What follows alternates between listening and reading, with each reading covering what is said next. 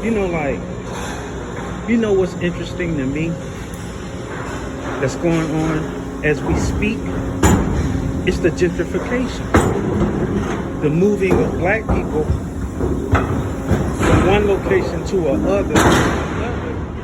Like how a shepherd dog does sheep.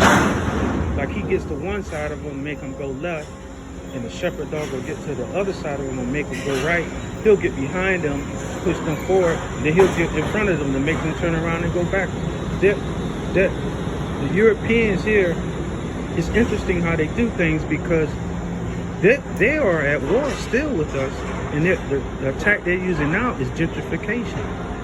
We don't seem to be aware of it. We're not defending ourselves against it, but they down south are using it. And the interesting thing to me is they move like an organism.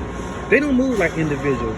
If the ones down south doing it, the ones up north doing it. And if the East Coast doing it, the ones on the West Coast doing it. And if the ones on the West Coast, then they're doing it in the Midwest, and they're doing it down the Southwest. That's how they move. Like, see all this, sending all those letters to those of you who have a mortgage, you know exactly what I'm talking about. Because they, see, at one time, back in history, they were in the historic district, and they pushed us out on the islands. We had all the islands. Black people lived on the islands. So then they came and took the islands and made the islands resorts and pushed us back into the inner city without any funding to restore the houses. And they pushed us in the inner city. So they had the resorts on the island.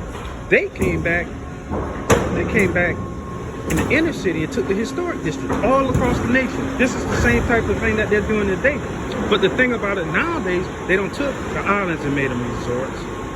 They came back in the inner city and made them historic homes and turned them into $500,000 homes. Took those, but now they are going into residential neighborhoods where blacks are, and they're pushing us. They're trying to hurt us and push us into direction or into parts of town where they want us to be. And what you have to understand about this tactic is that it controls voting.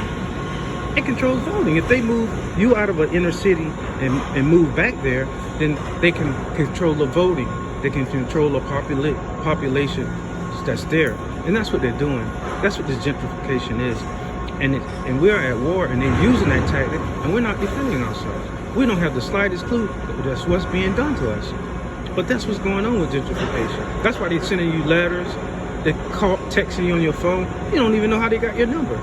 Because they're moving as an organism. All the information stuff, they're communicating with each other. Up north, down south, on the south to the west, southeast to the west coast, from the west coast to the northwest coast, to the middle, all around this country. They're communicating and they're moving as an organism. And they are still at war with us. And so we must begin to understand this and understand what's going on with them in terms of why they're trying to buy our houses. Why they saying that they want to buy them all up, and why the rent that's going on now is not being regulated by the federal government, because they want to push you out. In my city, they can charge, it's not regulated, they can charge whatever they want. If they want to charge you $5,000 for the rent, if you don't have it, you got to go move someplace else. See, it's not regulated by the federal government. So that's a war tactic they're using. So take a look at it and pay attention to it, and you'll see what I'm saying. Hope you're having a great day. Thank you for listening once again.